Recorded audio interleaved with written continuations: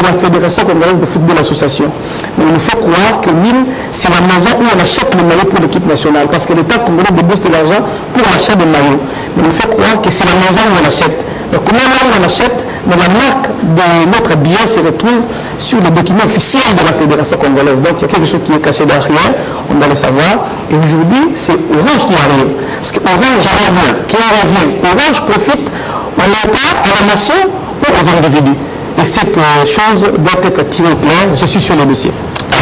Bien sur le dossier, c'est à lui de poursuivre son dossier et de venir nous dire lorsqu'il en est avec son dossier. Pardonnez l'Orange. Bon, moi je sais qu'Orange est l'un des, je peux me permettre de dire, c'est l'un de mes sponsors. L'un des sponsors des éditions de Télé 50, donc Multisport, c'est un partenaire à moi. Donc voilà, je peux me permettre de dire ça même si je suis dans un autre contexte, dans un autre cadre. Ici c'est au cœur du sport. Au cœur, bon, il faudrait encore qu'on cherche un sponsor pour cette émission.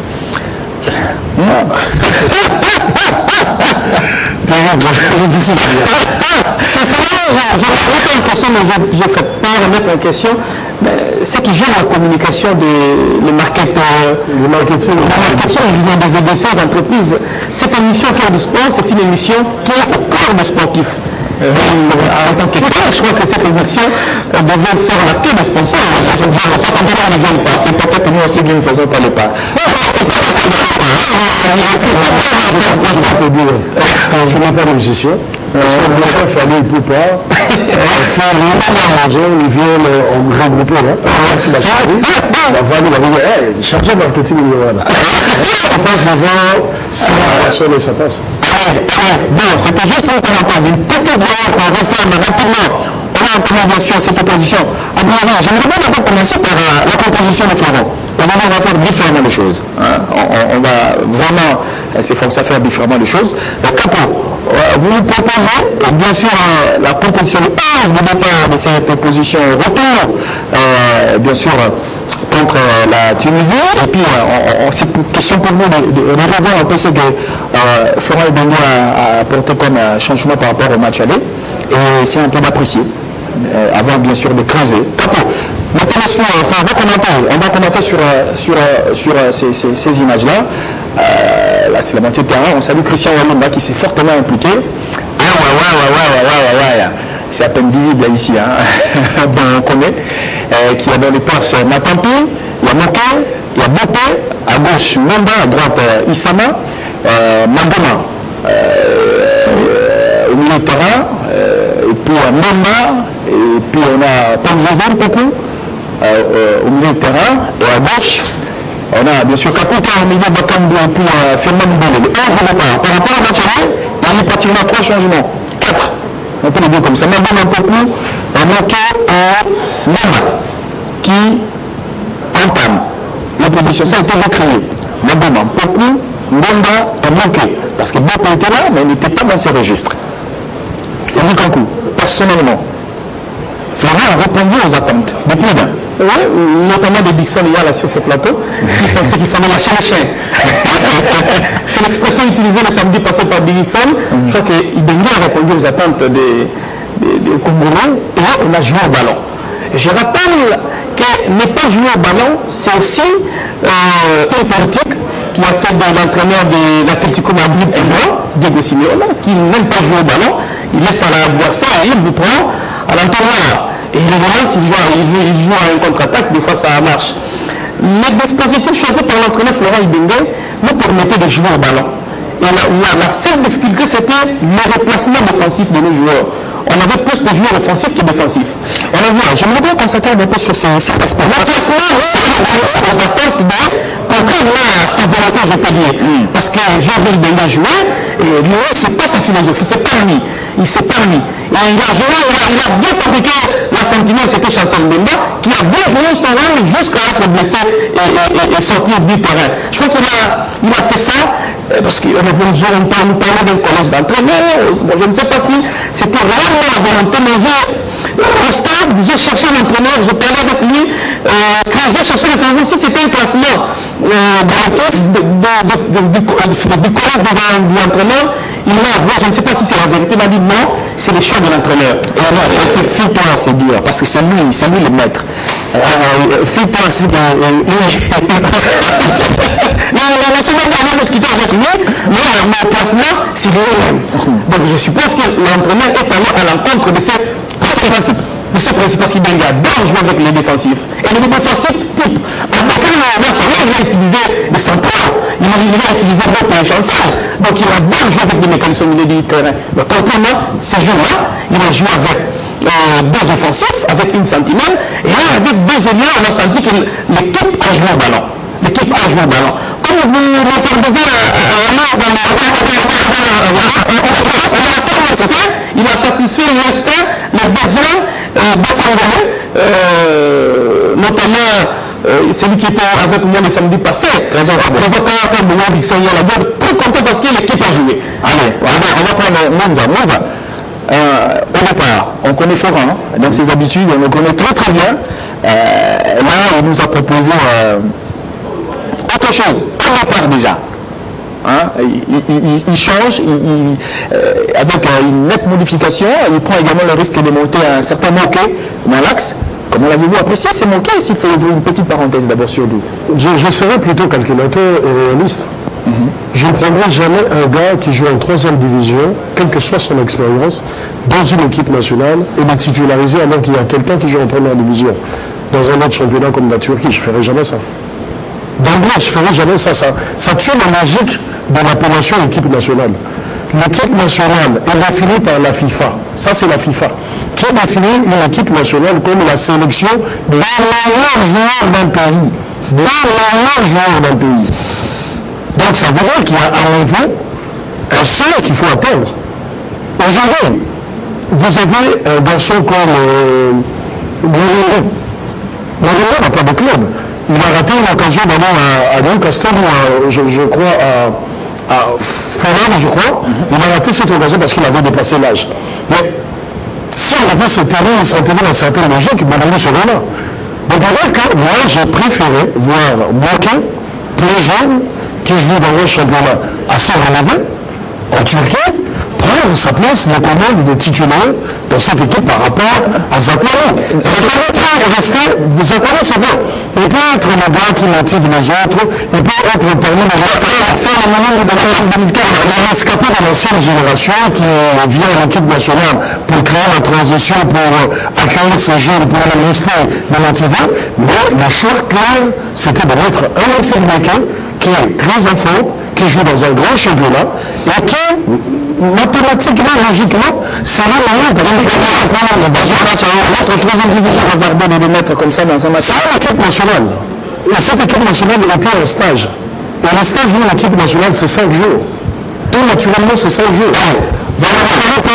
On n'était pas de la préparation de la Coupe de Monde, on prendrait 2 semaines, 3 semaines. Mais là, il s'agissait d'un match, on le prépare en 5 jours. Et là, il a seul, c'est pour ça que l'équipe nationale, c'est de creuser la meilleure du pays. C'est-à-dire, on n'a pas besoin par moment de faire des temps d'essai. Quand tu es meilleur, tu viens à l'équipe nationale, et bien ça doit marcher pour toi. Prenons le 11 de départ de Florent. Y a-t-il eu péché?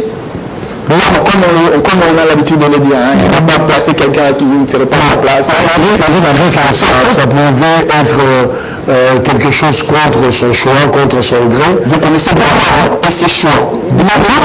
Je le dis, c'est que ça vient assez loin par moment. Parce que j'ai du mal à comprendre que on joue à Malassine et que nous serons trop prudents. Trop prudents jusqu'à l'extrême. Parce que quand nous jouons à Malassine, la prudence est mauvaise. Là, vous devez vous donner toutes les chances de marquer. C'est ça, en fait, la première réalité. Dans toutes les équipes nationales à travers le monde, vous avez la moindre bande, vous jouez avec le nombre de terrains défensifs, un seul. Mais l'avantage de l'autre côté, c'est que tout le monde, de l'attaquant, de l'intérieur jusqu'au défenseur, tout le monde défend. Tout le monde attaque et tout le monde défend. C'est pour cela que vous retrouvez Sergio Ramos qui se projette facilement en avant et qui est là le cœur de l'équipe. Donc, vous voyez que jouer avec un niveau défensif ne veut pas dire que vous ouvrez trop de risques. L'avantage, c'est que tout le monde doit défendre au même moment. Tout le monde, ça va être un jeu de groupe, ça va être un bloc. Qui le fait ensemble, qui attaque ensemble. c'est que moi, j'estime que le classement posé par Florian Ribandé, la composition de Florian Ribandé, pour le match retour contre la Tunisie, pour le match de la 5e journée, la 4e journée contre la Tunisie, c'était le classement qu'il nous fallait parce que ce jour-là, nous avions attaqué absolument pour gagner la chance. La République démocratique du Congo a donc bon, en fait, Florent Ibenge, on peut se permettre de le dire comme ça, à déroger, pour une des rares fois, à ce qui serait comme un principe pour lui, fermé, et puis parce que l'obligation a été de faire les résultats. Olivier Pomon qui vient de nous rejoindre, votre appréciation également par rapport au 11 de départ de Florent, parce que ça a été décrié, les matchs allés, Florent, dans ses habitudes, dans sa tradition, au match retour, l'homme a écouté et il a, bon, je ne dirais pas satisfait, hein, il a aligné l'équipe qu'il rêvait aligner sur les terrains. Moi, quand j'ai vu ça, je suis content parce que ça produit du jeu, parce que c'est intéressant de voir les Léopards jouer un jeu plaisant. Mais quelque part, je m'étais dit que c'était dangereux. C'est dangereux. C'est vraiment une chose de son contraire. En fait, ce que le public demande à ces Léopards, Ce n'est pas que le public, attention, on ne fait pas un dossier au public. Alors, que ce soit les journalistes, les spécialistes ou encore des entraîneurs qui demandent tous à Florent d'être beaucoup plus joueur, de produire une équipe capable de faire le jeu. Pour une fois, je pense qu'il a péché. C'est bien contre lui-même. C'est bien de vouloir modifier, mais c'est mieux de garder ses valeurs. L'originalité. Apparemment, je reste convaincu qu'il pouvait nous remettre sa machine. Non, nous n'en sommes pas encore. Tu vas contre nous. Nous n'en sommes pas encore. Nous sommes en avance. Dis calmement ce que tu veux dire. Ouais. Parce que tu m'as dit maintenant, là, tu t'es contredit toi-même. Non. Dis-le calmement. Il commence avec un 11 plaisant, bon, pour pratiquer un bon football, mais avec maximum d'exposition. C'est-à-dire qu'en cas de recul du bloc, ce n'est pas assez fermé. Ça donne des possibilités à l'équipe adverse. Mais malheureusement, c'est un risque à prendre aussi quand on veut gagner un match. Donc, à regarder ces 11 de départ, je me suis demandé si vraiment, en prenant ces risques, il savait ce qui pouvait arriver dans les temps faibles de l'équipe. J'avais peur de ça. Il a réussi à marquer 2 fois. Oui, réussir à marquer 2 fois n'est pas synonyme d'arriver à fermer en cas de perte. Et c'est là même l'exploitation de l'équipe tunisienne. Le point faible d'une telle formation est celle-là. Très rapide parce que ça va marquer, mais en cas de perte de balle, c'est vide. C'est beaucoup de couloirs. Parce qu'il n'y a pas assez de mécaniciens, comme on aime bien les appeler, pour fermer. J'aurais aimé te poser une question. Oui. Vous jouez un match. Oui. Vous réussissez à marquer 2 buts. Oui. Vous dites que ce classement, ce n'est pas le genre de classement que l'entraîneur voudrait, à vous entendre.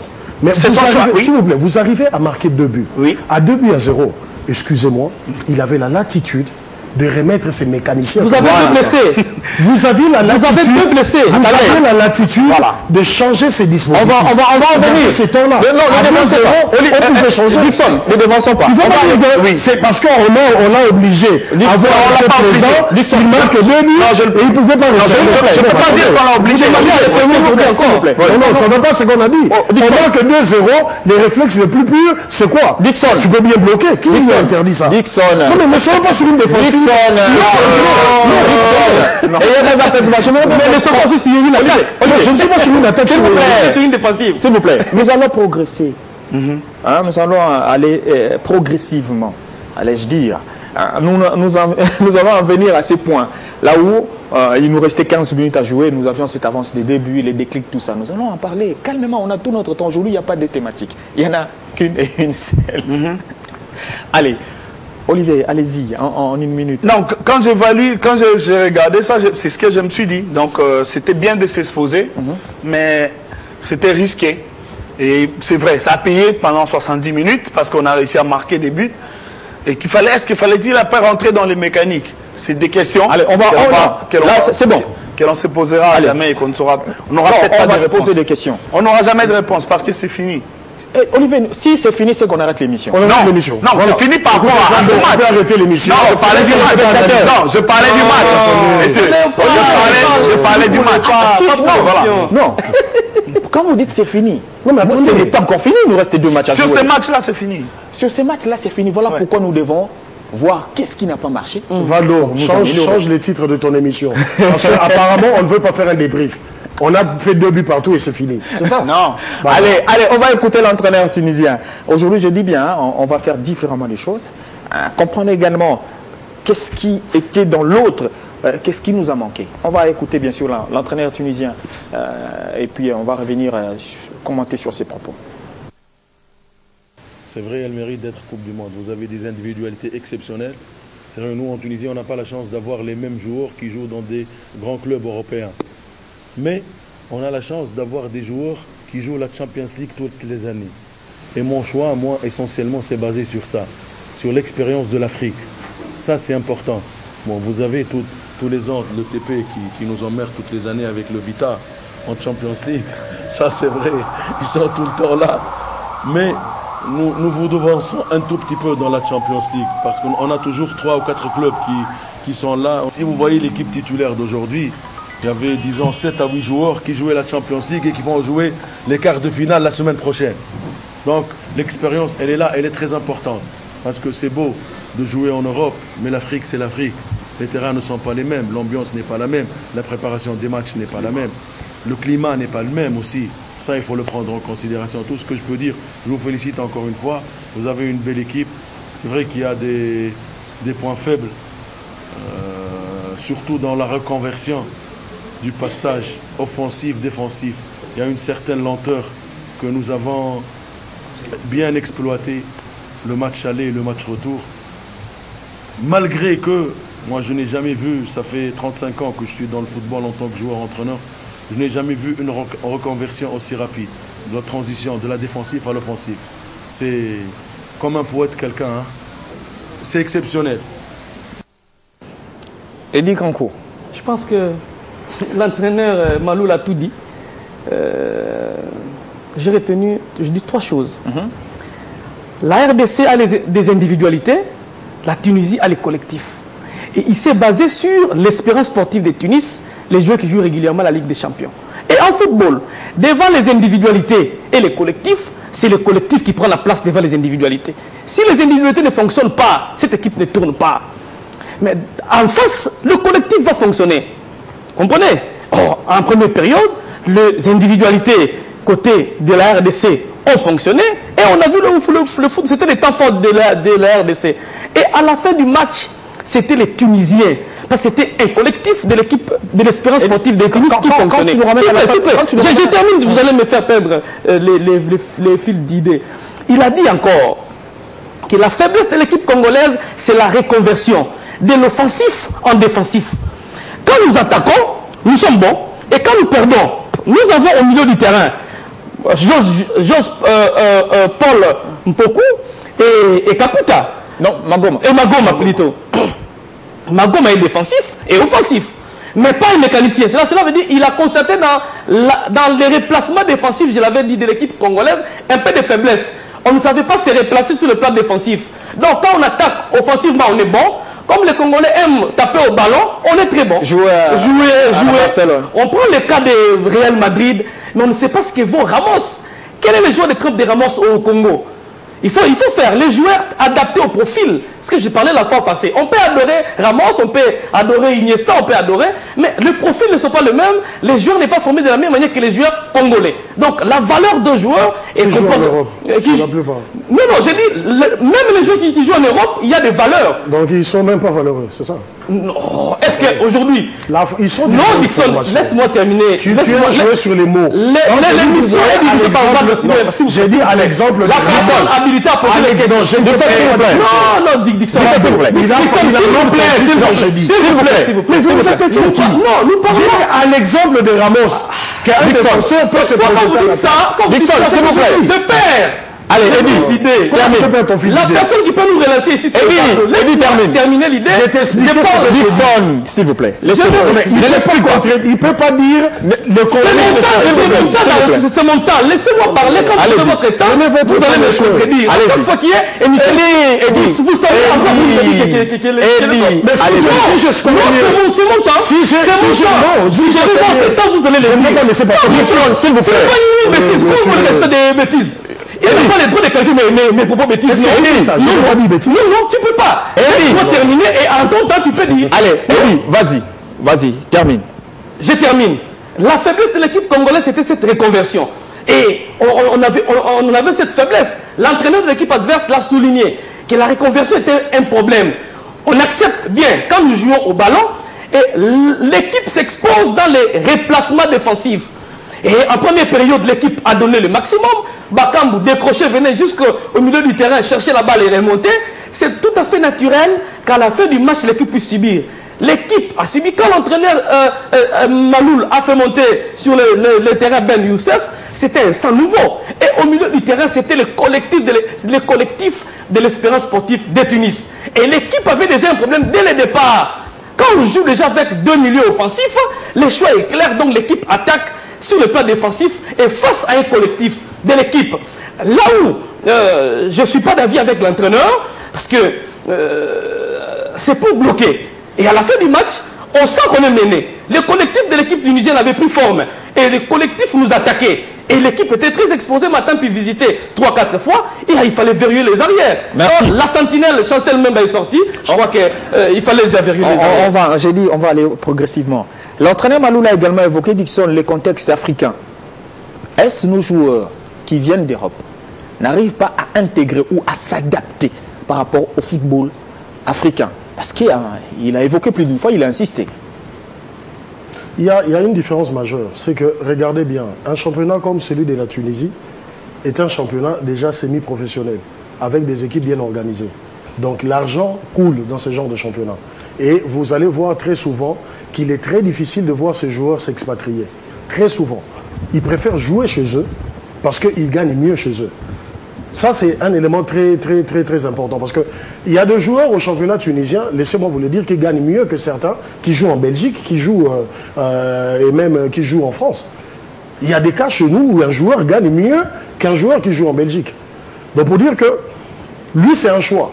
Il a préféré s'appuyer sur l'ossature qui a la plus grande expérience. Et la plus grande expérience chez eux, ce sont ces clubs-là tunisiens qui sont réguliers en Ligue des Champions. Il y a une régularité en Ligue des Champions. Mais quand vous retombez chez nous, quelle est la régularité au haut niveau de la Ligue des Champions? Il y a sans doute 20 clubs, il y a sans doute Mazembe.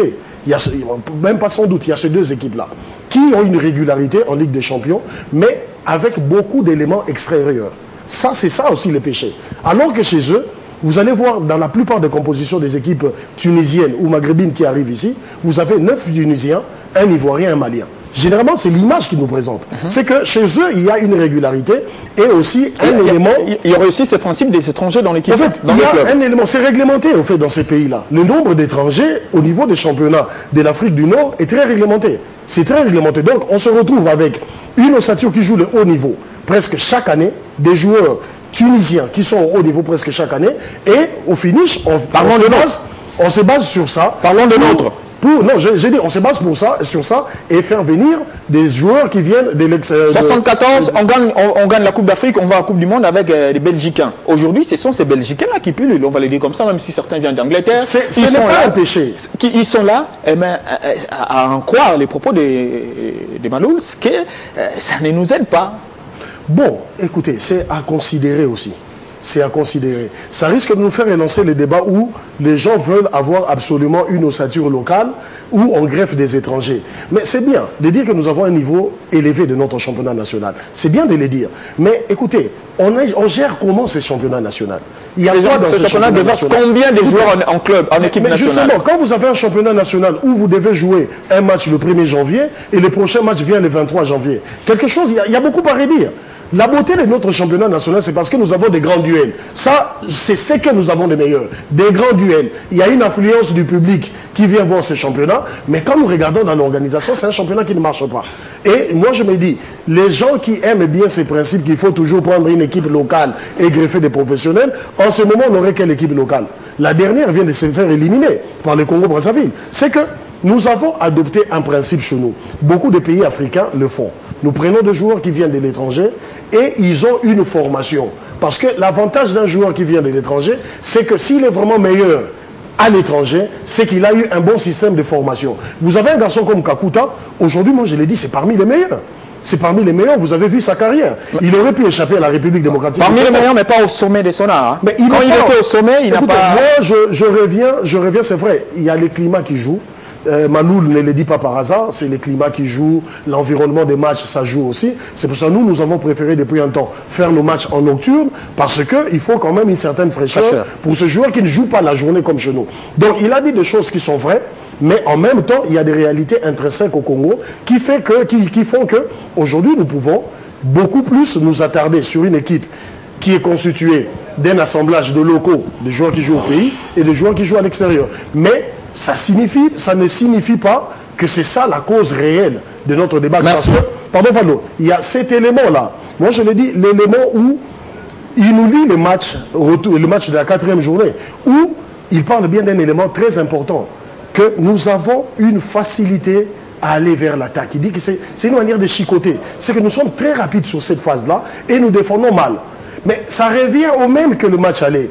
C'est là moi je retombe un peu sur...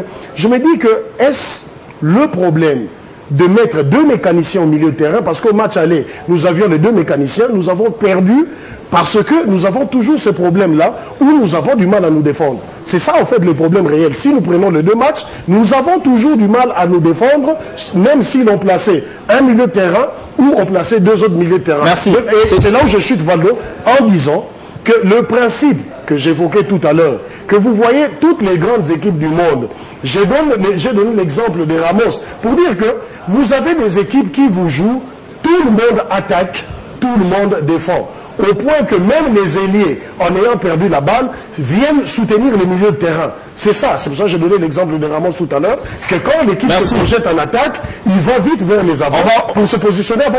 On va écouter Olivier. Olivier, le contexte africain n'est vraiment pas trop intégré par les nôtres, comme l'aurait bien sûr dit, comme l'a dit l'entraîneur en conférence de presse après-match. Est-ce une faiblesse pour nous, ou bien, bon, la RDC et son entraîneur, ou bien c'est des choses qui ne nous aident pas vraiment à faire mal à nos adversaires? Je crois que ça pèse, ça pèse énormément. Il y a très longtemps d'ailleurs, à l'époque où on s'appuyait plus avec nos valeurs qui volaient au niveau du pays dans les années pratiquement 96 jusqu'à 98 avec la génération de Mamalé et de Kimoto. Nous ne sommes pas allés en Coupe du Monde. Hein. Oui, mais bon, on n'a pas été loin. Hein. Ni t'étais cette histoire de... la FIFA nous a privés de jouer ici. On allait jouer nos matchs en Ouganda et on était au Zimbabwe, je sais plus. Voilà. On nous a sortis du pays alors qu'on avait une génération, certes locale, mais de qualité, capable de rivaliser à tous les niveaux. Ça ne change rien le fait de ne pas avoir été en Coupe du Monde. Oui, d'accord, on n'a pas été à la Coupe du Monde, mais en Afrique, on n'a pas été médiocre. On a été très bon. Mais qu'est-ce qu'on remarquait dans cette équipe que l'on montait? On avait l'impression, c'était vraiment au niveau, ce n'était pas une impression, c'était une réalité, que le joueur qui évoluait au pays avait une débourse d'énergie impossible dans chaque match.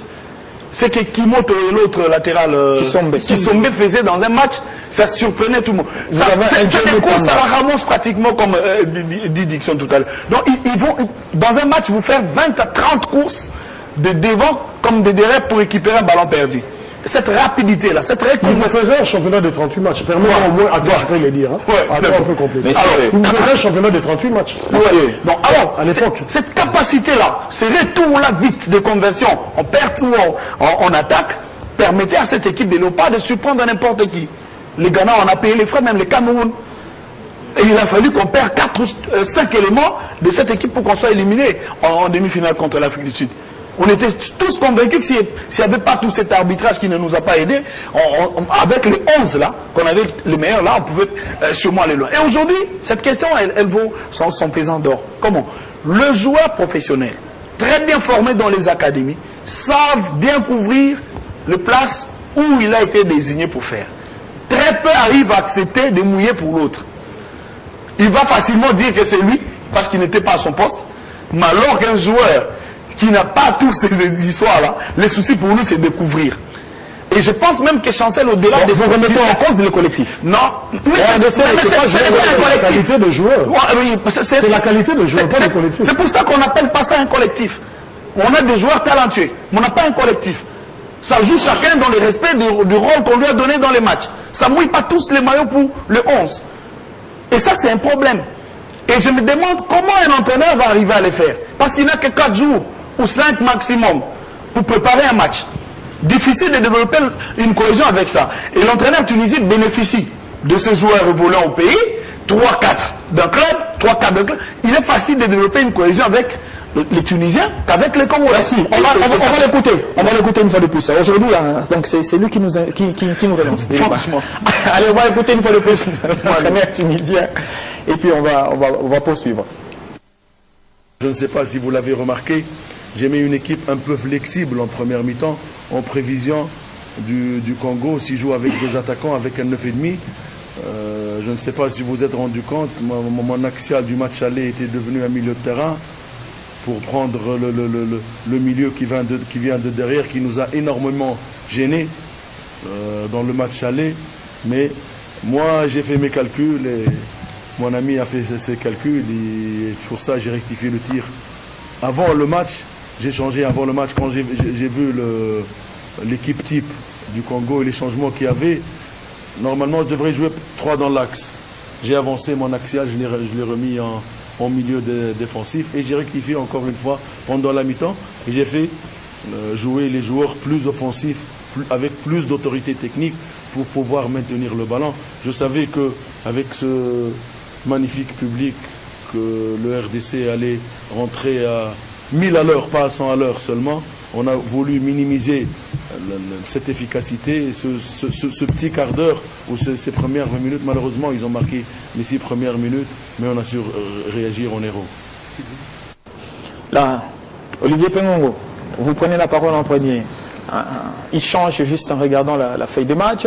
Il sait bien comprendre, au cas où, prévoir les possibilités de l'adversaire également et ses dispositifs. C'est trop intelligent. Est-ce que nous avons également des gens capables de lire les équipes adverses? Si, je crois qu'il lui aussi, au match aller, il s'est, en seconde période, il a changé 2 fois les dispositions et ça l'a énormément gêné. Il l'a dit d'ailleurs. Parce que le travail que Chancel et Bopé ont fait à la seconde partie du match, ça l'a énormément gêné dans ses relances. Bopé jouait en quelle position?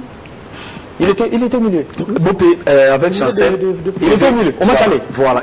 Ils ont fait cette sentinelle-là et ça a énormément gêné ces milieux de terrain. Mais curieusement, il arrive à Kinshasa, il s'attendait à ça. Il réfléchissait comment essayer de contourner ça.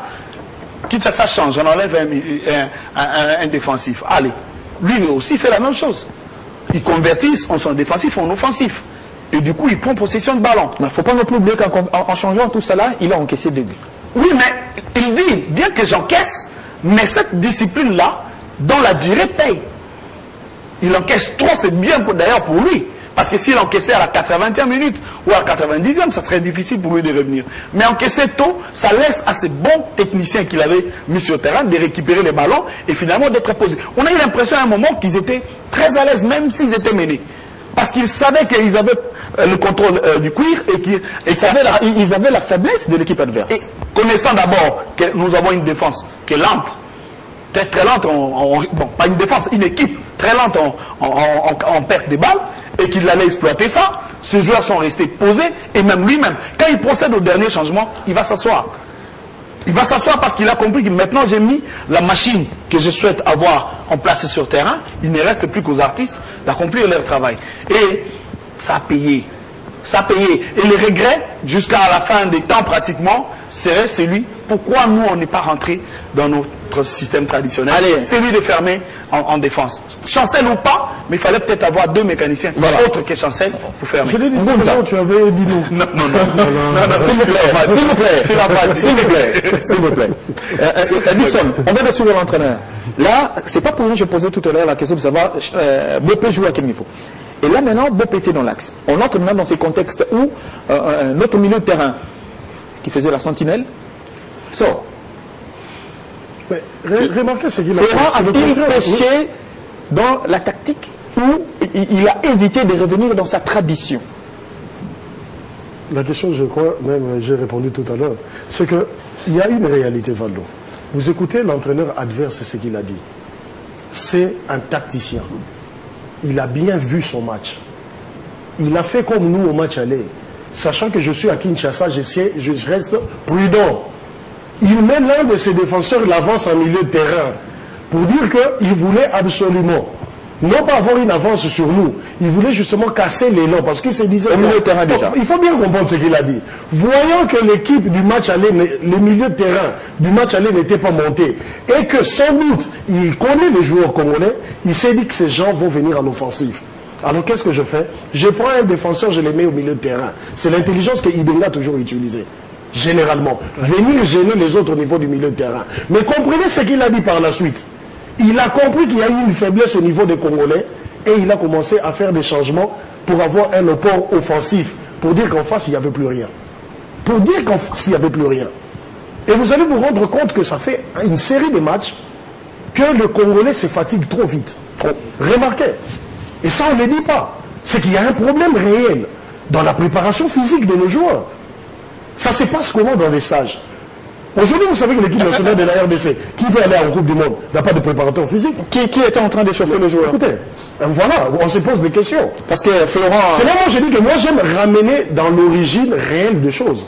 Qui prépare physiquement l'équipe nationale de la RDC? Mbouyi ne vient plus.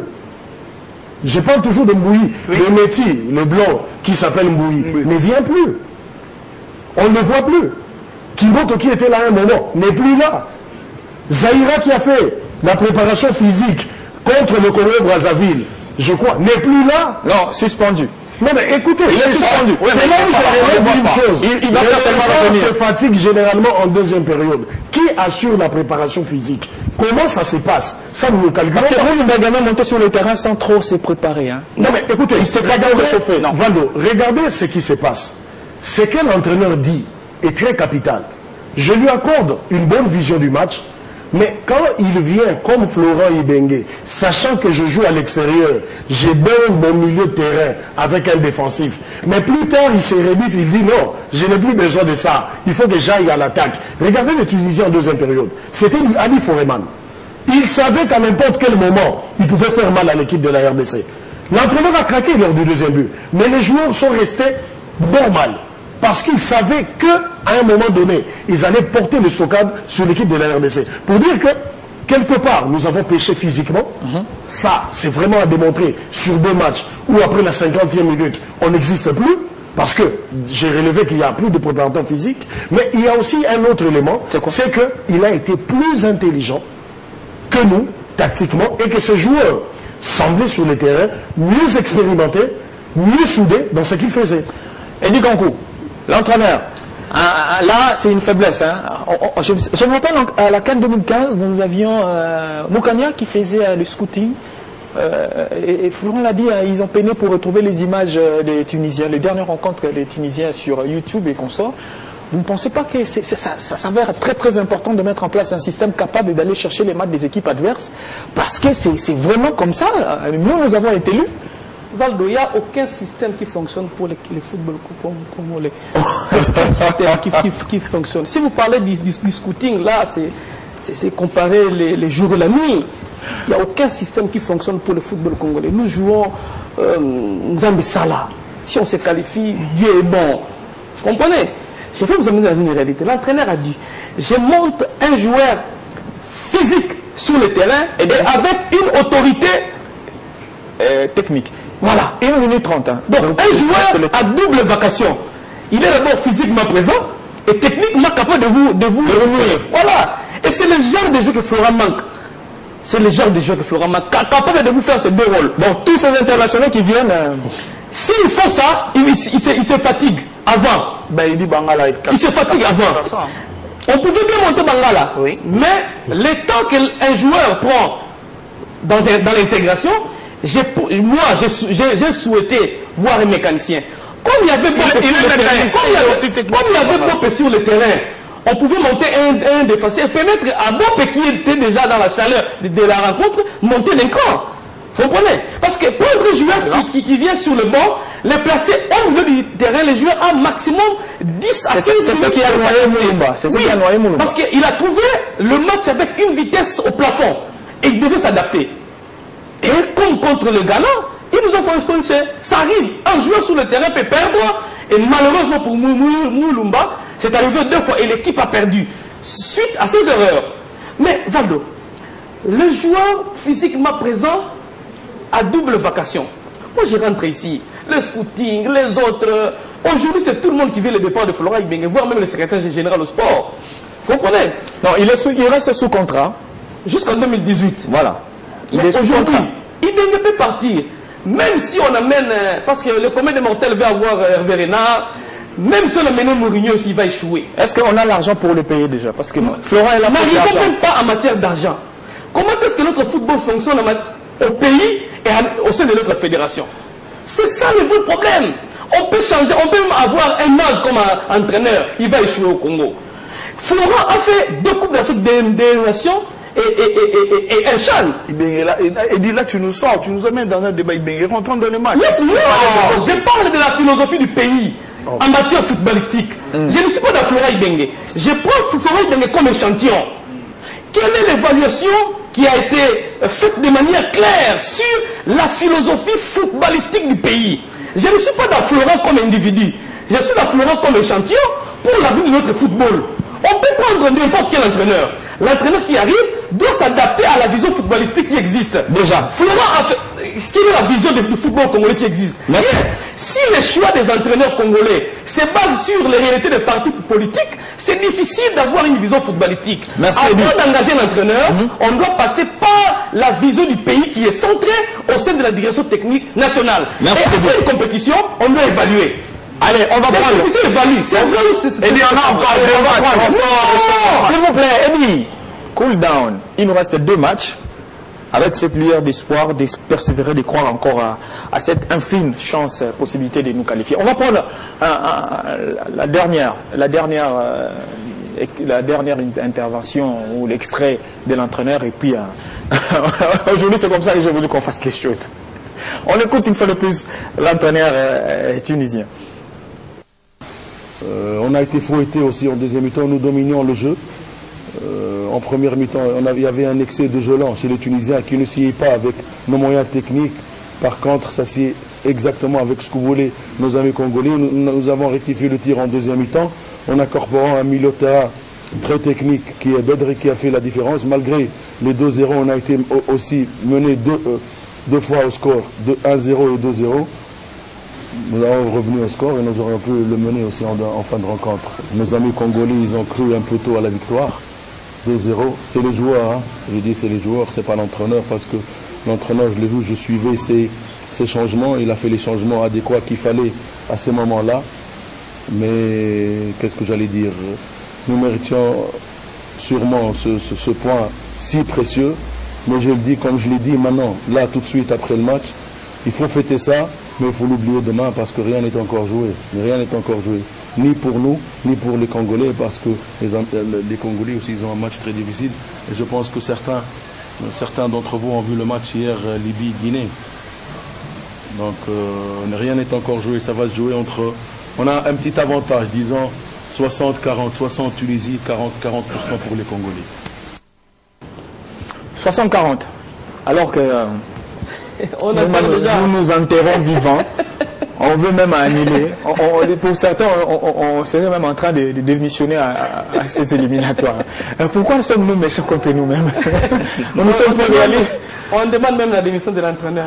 Ben oui, ce qui est évident. Hein. Ce qui est évident, pour ceux qui pensent déjà qu'on est éliminé, ils disent quand vous n'atteignez pas l'objectif c'était la Coupe du Monde. Quand on n'atteint pas l'objectif, c'est fini. C'est fini. C'est fini. Et bien, grand coup, On a écouté l'entraîneur, mais moi j'aimerais bien maintenant. On arrive, on mène 2-0, il nous reste 15 minutes. Chancel Mbemba, contre toute attente. Je ne sais pas si vous avez oublié, il a été arrêté ou quoi, mais moi je le trouve, il tombe seul. Oui. Et puis Mbemba sort. C'est à ce moment-là qu'on comprend. Je dis, j'entends parler d'un demi-dieu, demi-dieu. Je dis, quand le demi-dieu sort sur le terrain, il avait les brassards, il avait le poids du match, il a marqué le premier but, et c'est pratiquement l'homme, l'acteur principal de ces matchs nuls de début. Quand il sort, fragilité. Fragilité, bon, je vais répondre à votre question, vous allez me permettre de continuer avec ma philosophie. Vous n'avez qu'une minute. Une minute, oui, je prends les 30 secondes. Je crois que quand Chancel Mbemba est sorti, l'entraîneur a pris les soins de monter sur le terrain Moulumba. Moulumba qui est aussi un milieu défensif. Donc l'entraîneur n'a pas fait un mauvais choix, mais le choix qu'il n'a pas tenu. Parce que Moulumba n'est pas inoffensif. Moulumba, Rémi, c'est un milieu défensif. L'entraîneur a fait son choix sur Rémi Moulumba. Il est entré, il n'a pas su prendre les choix du match. Mais mon choix serait de prendre Bopé, qui a compliqué l'entraîneur au match parce que Bopé a récupéré le maximum de ballons au niveau du milieu de terrain lors de la rencontre aller. Très agressif dans la conquête et il récupérait. Je pense que comme Bopé était dans la chaleur de la rencontre, aujourd'hui je crois que Florent est en train peut-être de regretter le choix de Rémi. Il pouvait seulement monter, prendre Zakwanouch, par défaut mettre Zakwan dans l'axe central et Bopé allait bien gérer les avant-postes, jouer le rôle de Chancel Mbemba Mangoul parce que sans Chancel c'était la sentinelle et la meilleure. Il n'arrivait même pas à se nommer quand l'équipe était en 2015, même si c'est aussi en dents de scie. Voilà. Mais très ondulé. Je chute à ce que je disais. Tant que nous ne changerons pas la vision footballistique au pays et à la fédération, nous allons toujours changer des entraîneurs. Tant que la direction technique nationale et les amis journalistes pensent que je suis les entraîneurs au Congo. Ce n'était qu'au Congo. La FECOFA propose la nomination au niveau du gouvernement. La FECOFA, c'est l'organe technique. Quand l'organe technique a proposé, on suppose que la FECOFA a fait des tests techniques. Donc, le monsieur est valable. Je rentre encore. Même si nous allons chercher un entraîneur ailleurs, tant que la direction technique nationale du pays ne fera pas correctement son travail, Valdo, je vous dis, nous allons changer des entraîneurs à l'entraîneur. Merci. S'il vous plaît, Simon. S'il vous plaît, pardon. Laissez-moi chuter de là. Ibengue a fait 3 Coupes d'Afrique des Nations. Je ne suis pas dans Ibengue, je suis dans l'entraîneur congolais. Après la Coupe d'Afrique des Nations, normalement, dans des pays sérieux où la direction technique fonctionne, on doit faire une évaluation avec des propositions. Vous vous rappelez de Claude Leroy et la phrase qu'il a sortie? Il va faire l'évaluation à qui? Ah mais c'est ça le problème. C'est là où nous devons maintenant interpeller notre fédération que la direction technique nationale doit faire réellement le travail. C'est qui le directeur technique? C'est M. Joseph Moukeba Moulamba. Vous savez que la FECOFA a nommé un autre directeur technique? Ah mais si, mais c'est la faiblesse de la communication. C'est la faiblesse de la communication. On ne sait même pas qu'on a nommé un nouveau directeur national. C'est quoi son travail? On a demandé l'évaluation à Zahira un jour après son match. Merci. Et la direction doit travailler, doit fonctionner. Merci. La direction technique doit travailler. Allez, Dixon Yala. La sortie de Chancel Mbemba, la clé du match. On mène 2-0. Il sort. Tout se bouscule. Est-ce que pensez-vous qu'un peu plus tôt, il n'y aurait pas eu des joueurs affaiblis? Je vois Kakuta déjà qui accusait le coup en première mi-temps, mais qu'on a laissé. Je crois qu'on est, je suppose, on est en train de débriefer un match. Ouais. Nous ne parlons pas de la politique générale d'organisation de notre football. Nous débriefons un match. Nous restons sur la logique de cette rencontre. Une minute. La question est bien posée. On le sait tous que la blessure à la 59e minute de Chancel Mbemba a été vraiment une catastrophe pour nous. Maintenant, comment l'entraîneur a géré cette histoire? Chacun y va de sa propre réflexion. Comment il a géré cela? Il a apporté un Rémi Moulumba. Regardez la tendance, parce que Rémi Moulumba, c'est un bon. Mais je crois fort bien dans ces matchs, il s'est fait piéger. Un peu comme un faux au match aller. Il s'est fait embarquer un peu plus avant. On l'a attiré plus vers l'avant. Regardez sa position. Il est allé plus vers l'avant, abandonnant tout un secteur derrière. Moi, j'estime que l'entraîneur est responsable de ce qu'il fait. Il a fait monter Rémi Moulumba. Il pouvait faire monter Bangala. Il pouvait, comme Olivier l'a dit tout à l'heure, faire monter Merveille Bopé et ramener Bangala ou Padou Bopunga en défense centrale dans l'axe. Parce que il ne faut pas 15 minutes pour un joueur d'entrer dans un match. L'échauffement résout tout. La qualité de l'échauffement C'est ce qui décide sur la montée d'un joueur. C'est la qualité généralement de l'échauffement. C'est presque pas chauffé. Non, il s'est presque pas chauffé. On l'a dit dans ces matchs, dans cette émission. C'est déjà un élément très primordial. Un mauvais échauffement, il monte sur le terrain, il est submergé. Et écoutez, l'entraîneur ne passe pas son temps à ne regarder que lui. À ne regarder que lui. Il y a d'autres précautions à prendre dans un match. Quel a été le rôle de tous les bancs du staff technique pour pouvoir ramener Mulumba un peu plus en arrière? C'est là qu'on dit qu'il y a eu des failles au niveau tactique. Parce que l'autre entraîneur, certes, il le dit lui-même, mais vous sentez qu'il y a eu toujours, dans ces matchs-là, il y a eu toujours un moment donné où il mettait un pion. Même pas en faisant un changement. Lors du match aller, vous allez vous rendre compte qu'il n'a pas fait de changement, mais il avait juste changé son dispositif pour attraper le léopard par la gorge. Donc pour dire que chez nous, il y a eu cette faille-là, en alignant bien les joueurs. Mais il souligne autre chose. À 2-0, nous étions dit quoi? C'est fini. On ferme les valises et on s'en va. C'est ça la plus grande erreur. Ça aussi de la part des joueurs. Est-ce qu'ils sont matures pour se dire qu'à 2-0, l'adversaire est faible? Alors que dans la suite du match, depuis que la deuxième période avait commencé, c'était les Tunisiens qui menaient au jeu. Mais vous marquez 2-0, vous pliez bagage et vous croyez que tout est fini. Il y a aussi ce travail dans... Je ne reviens pas seulement sur l'entraîneur. Écoutez, je reviens par rapport à ce qu'Edi a dit. S'il doit démissionner, vous savez, Malou a remplacé qui? Il a remplacé quelqu'un qui a réussi 2 victoires dans cette compétition, mais qu'on a viré. Donc pour l'entraîneur, demander son départ, c'est naturel en football. On chasse les entraîneurs même quand il vient de réussir une Coupe du Monde. Il a réussi la Coupe du Monde, le lendemain on le vire. Demander la démission d'un entraîneur, ce n'est pas un péché. Demander la démission d'un entraîneur, on ne peut que le faire. C'est tout naturel. Mais le problème, c'est qu'avec un entraîneur, il faut voir le projet que vous avez avec lui. Si Florent a un projet avec lui, parce que rien n'est perdu. Rien n'est perdu à ce moment. C'est que nous avons nos calculatrices et nos prières à faire. Non, il y a cet élément-là. On ne demande pas sa démission parce qu'il y a un projet, il y a un contrat qui fait qu'il aille jusqu'à une certaine date. Mais demander sa démission, n'importe qui peut le faire, c'est naturel en football. Regardez dans Barcelone comment on chasse des entraîneurs. Regardez en France comment on vire certains entraîneurs. Zidane, le Real Madrid a libéré combien d'entraîneurs? Ah, Ancelotti est parti. Pardon. On peut demander, tout Congolais peut demander la démission de Florent ou de tout autre entraîneur. Mon problème, c'est qu'après Florent, nous allons vivre la même chose. Florent, il y a des entraîneurs. Après Florent, pas en matière d'entraîneur. J'ai dit, on peut virer l'entraîneur. Si la politique reste la même, on changera des milliers. On change la vision politique. Merci. Pas les entraîneurs. Merci. On peut changer les entraîneurs comme on veut. Mais quelle est la qualité politique de la fédération et de l'État congolais dans la fédération? Eddie, s'il te plaît, laisse-moi, je prends que 10 secondes. En 74, oui, je sais que c'est l'île. Nous sommes allés en Coupe du Monde 74, c'était la volonté politique. Il ne faut pas oublier, on n'en a pas évoqué ici. Mais c'est cette volonté. Vous n'oubliez pas la politique sportive. Ni moi encore la politique footballistique. Associer les deux. Politicienne. On doit associer les deux. C'est la politique et la volonté du pays et la volonté technique. 10 secondes. Voilà, donc tout le monde a parlé, moi je n'ai que 10 secondes. Tout ce que j'ai à dire aux Congolais, c'est vrai que Malou a parlé de 40, non, c'est pas 40, c'est 30. Parce que notre destin ne dépend pas de nous. Et même si on gagnait tous nos matchs, il faut aussi que la Tunisie ne gagne pas tous les matchs, fasse un faux pas. Donc c'est 30% de chances de qualification pour le Léopard. Ce n'est pas impossible parce que c'est déjà arrivé par les passés ailleurs. Et que dans ce match, on a pêché à un certain niveau. Et que les regrets, c'est que Rémi Mulumba n'avait pas sa place. Merci. Merci Olivier Pengongo. Merci d'avoir compris que Massounda... Là, c'est la politique du pays qui a fait que Rémi ne soit pas sa place. S'il vous plaît. Il faudrait également une dose de politique politicienne et une dose de politique footballistique pour que le pays se redresse. Allez, on se retrouve au prochain numéro. Portez-vous bien. À très bientôt.